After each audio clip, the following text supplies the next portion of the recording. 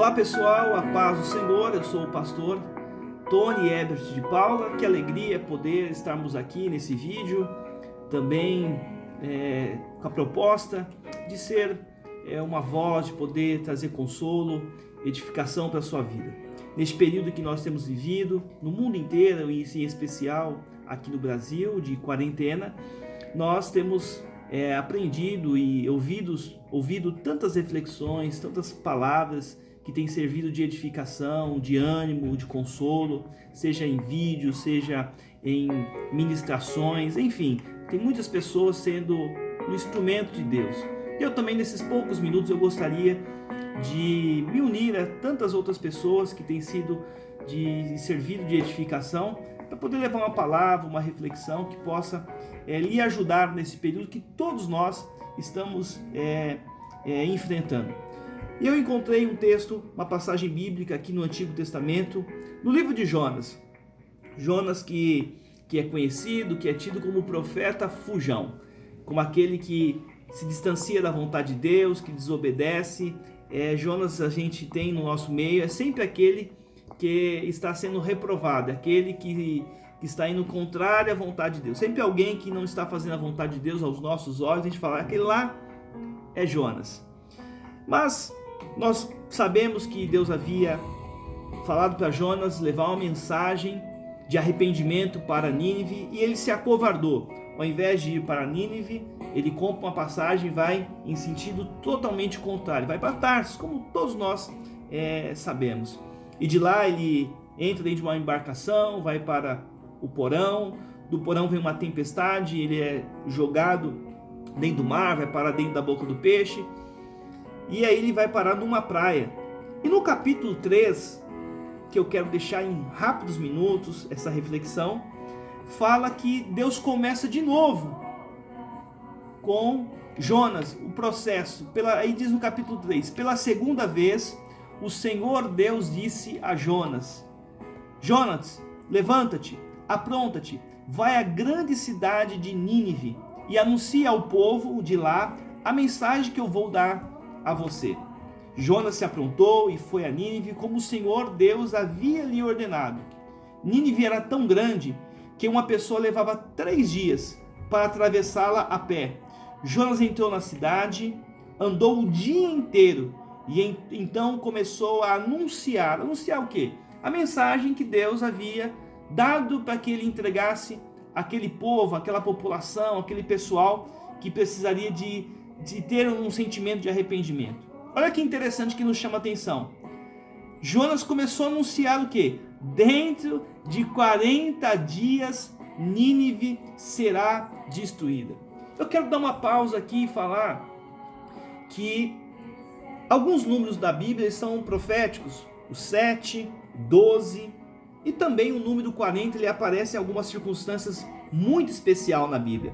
Se a gente vê quando aconteceu o dilúvio, as águas caíram durante 40 dias e 40 noites. Quando Davi vence Golias, já havia 40 dias em que Golias havia estado afrontando dia e noite o exército de Israel. Até que chega Davi ali para levar um suprimento para os seus irmãos, enviado pelo seu pai. E ele diz, quem que é esse incircunciso? Que esse homem está aí envergonhando o povo de Deus? Aí o Davi diz, eu vou derrubar ele no nome do Senhor dos Exércitos. Mas o que nos chama a atenção é que por 40 dias Golias estava zombando do exército de Israel. E 40 também nós vamos encontrar 40, quando foi o período de tempo que o povo passou durante o deserto. E também o jejum de Jesus, quando ele esteve aqui na terra, no seu ministério, durou 40 dias e 40 noites, até que apareceu ali o tentador. O dia de Pentecostes aconteceu o quê? Estavam reunidos também durante 40 dias. Aí o Pentecostes, cumprindo-se os dias de Pentecostes, eles já estavam reunidos ali naquelas festividades. Jesus, quando morreu, ressuscitou. A Bíblia diz que ele apareceu durante o espaço de 40 dias, dando provas infalíveis que ele havia ressuscitado. Então veja que esse número 40, o que eu quero dizer com isso? é que sempre quando apareceu essa expressão 40 dias relacionada a tempo, sempre foi um período de preparação para um recomeço na vida do povo. Assim aconteceu na arca, Deus recomeçou a história, Deus começou de novo a história do mundo com Noé e a sua família. 40 anos foi um processo de quê? Que Deus trabalhou na vida do povo durante o deserto, que durou 40 anos, até eles herdarem a terra que Deus havia preparado para eles, que havia prometido para os seus pais, para os seus ancestrais. Então, 40 sempre é um período de um recomeço, assim como Jesus enfrentou depois ali, do seu batismo, 40 dias de jejum e oração, ele venceu a Satanás. Então eu quero dizer também que aqui em Nínive aconteceu isso, Deus dizendo: Jonas, diga que dentro de 40 dias Nínive será destruída. Essa é a mensagem que Jonas devia apregoar pelas ruas, pelos vilarejos, pelos rincões, no espaço que ele tinha que andar a pé nessa cidade, dizendo: olha, dentro de 40 dias Deus irá destruir a Nínive. Mas olha que interessante. Então os moradores de Nínive creram em Deus e resolveram que cada um deveriam fazer jejum. E todos, desde os mais importantes até os mais humildes, vestiram de roupas de pano grosseiro, a fim de mostrar que estavam arrependidos. Quando o rei de Nínive soube disso, levantou-se do seu trono, tirou o seu manto real e colocou roupas também de tecidos grosseiros e sobre as cinzas. Mandou também anunciar a todo o povo e à cidade a seguinte mensagem: esta é uma ordem do rei e dos seus ministros. Ninguém pode comer nada. Todas as pessoas e também os animais, o gado, as ovelhas, estão proibidos de comer e de beber. Que todas as pessoas vistam de roupas feitas de pano grosseiro e que cada pessoa ore a Deus com fervor e abandone os seus maus caminhos e as suas maldades. Talvez assim Deus mude a sua ideia. Isso é o rei falando. Talvez o seu furor passe e assim nós não morreremos. Deus viu o que eles fizeram e como abandonaram os seus maus caminhos. Então mudou de ideia e não castigou a cidade como tinha dito que faria. Olha que interessante.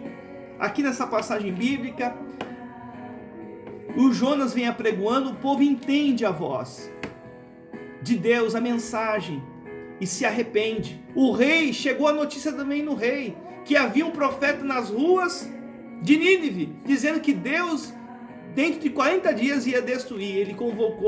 O rei convocou os seus cidadãos, os seus ministros, dizendo que ali era uma ordem, que todos deveriam jejuar, para que aplacasse a ira e o furor de Deus. E não é que Deus ouviu a oração, versículo 10 diz: e Deus viu o que eles fizeram e como abandonaram os seus maus caminhos.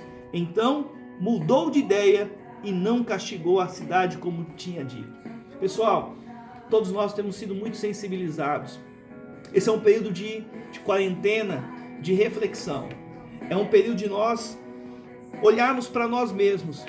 E que tipo de pessoa, antes de Deus mudar essa situação, Ele quer mudar o nosso interior, para quando nós voltarmos à igreja, quando nós voltarmos para o templo, para o comércio, para as ruas, para os relacionamentos, nós possamos voltar marcados pela glória de Deus, marcados por uma mudança de comportamento, porque não adianta nós voltarmos sem haver uma reflexão profunda, sem haver mudanças no nosso comportamento.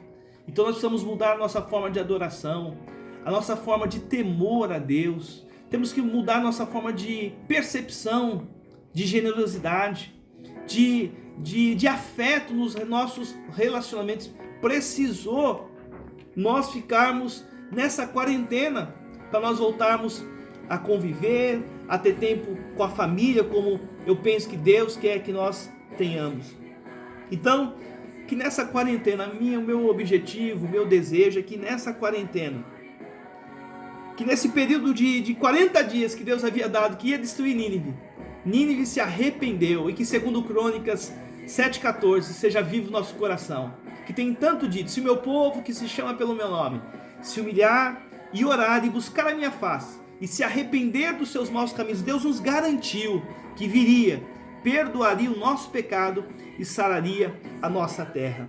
Então, meus amados irmãos, amigos, você que nos assiste, é tempo de arrependimento, é tempo de nós não destruirmos mais o nosso corpo, é tempo de nós não destruirmos mais os nossos relacionamentos, é tempo de nós não mais destruirmos o nosso planeta, é tempo de nós trazermos a santidade de Deus para a nossa vida prática, para nós.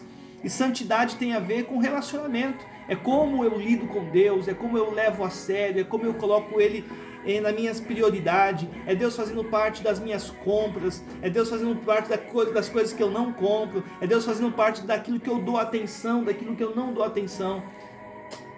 Já pensou quanto tempo a gente passa nas redes sociais e Deus vendo tudo isso? Quantos vídeos a gente envia, recebe de coisas que não acrescentam nada em nossa vida? Então é um período de reflexão. E lembrando, sempre que houve um período de quarentena, sempre que apareceu o 40 relacionado a dias, a tempo na Bíblia, foi um tempo de mudança, foi um tempo de um novo acontecer. Assim foi na arca de Noé, assim foi a travessia do povo durante todo o deserto que durou 40 anos. Assim também está para nós e para o mundo. Então nós temos visto, deixando as paixões ideológicas, partidárias de lado, o nosso rei, o nosso presidente, o chefe que senta na maior cadeira de autoridade desse país, também convocou um jejum para que Deus aplaque essa ira sobre o nosso país, e que o nosso sentimento seja que, por mais que as autoridades justifiquem que o isolamento foi fundamental para combater o vírus, mas que possa aquela linha de curva acentuada, de tantas mortes, tantas covas que foram abertas, que os hospitais de campanha que estão sendo montados em São Paulo, aqui na nossa cidade de Mogi das Cruzes, está sendo preparado um arsenal de guerra para receber pessoas, que vai morrer muitas pessoas por conta do jejum que está sendo feito hoje, realizado em todo o Brasil, que foi lindo. Todas as lideranças evangélicas reunidas em prol de uma mesma agenda: clamar a Deus. Os pastores tradicionais, os pastores pentecostais, os pastores neopentecostais, as lideranças, o nosso presidente conseguiu unir as nossas lideranças em torno de uma mesma agenda, em torno de um mesmo objetivo e de um mesmo propósito. Que coisa linda que está acontecendo hoje, dia 5 de abril, no nosso país. O avivamento está chegando, as famílias estão orando, as famílias estão clamando para que Deus repreenda, porque se o Senhor não guardar a cidade, como diz o Salmo 127, em vão vigia o sentinela. Se o Senhor não guardar a cidade, inútil vos será levantar de madrugada, repousar tarde, comer o pão de dores. Ou seja, se Deus não for o Senhor da nossa vida, se Ele não estiver nos guardando, nada pode ter o número de leitos, pode ter respirador mecânico, pode ser o que for. Assim estava em outros países e o vírus entrou também e aplacou. Contudo, nós respeitamos a medicina, nós respeitamos o estudo, nós respeitamos obviamente a ciência, mas a nossa confiança maior está no nosso Senhor, o nosso provedor, o nosso protetor. É Ele que dirige, é Ele que protege e é Ele que provê as nossas vidas. Pode ter o número de respirador do mundo que for, pode ter os hospitais de campanha que for, se o Senhor não guardar a nossa casa, em vão vigia a sentinela. Então eu quero dizer que a nossa vida está guardada no Senhor. Creia na tua oração, se arrependa, que nós possamos se arrepender enquanto nação, assim como Daniel fez uma oração pelo povo, quando ele estava ali na Babilônia, que nós erramos, nós pecamos, nós estamos aqui por conta do nosso pecado, nós estamos aqui por conta das nossas falhas na nossa prática de fé, nossas práticas humanas. Então, em nome de Jesus, que nós possamos, nesse período de quarentena, é um período de reflexão, é um período de um recomeço, que nós possamos, ao abrir a porta da nossa casa e voltar para os nossos relacionamentos, para o trabalho, para o comércio, para voltar a ir para o shopping, voltar a ir para a praia, voltar para a nossa vida, que nós nunca mais possamos ser os mesmos, que nós possamos voltar diferente, e que a glória de Deus e que a prioridade de Deus seja a prioridade de nossa vida, que o que Deus ama seja o que nós amamos, que o que Deus quer seja o que nós também queremos. Essa é a vontade de Deus. Nínive não foi destruída, porque aquele povo se arrependeu e pediu pecado ao Senhor. Que assim aconteça com o Brasil e com a nossa nação. Deus te abençoe e que esse vídeo sirva de edificação e de consolo para a tua vida. Um abraço. Deus abençoe.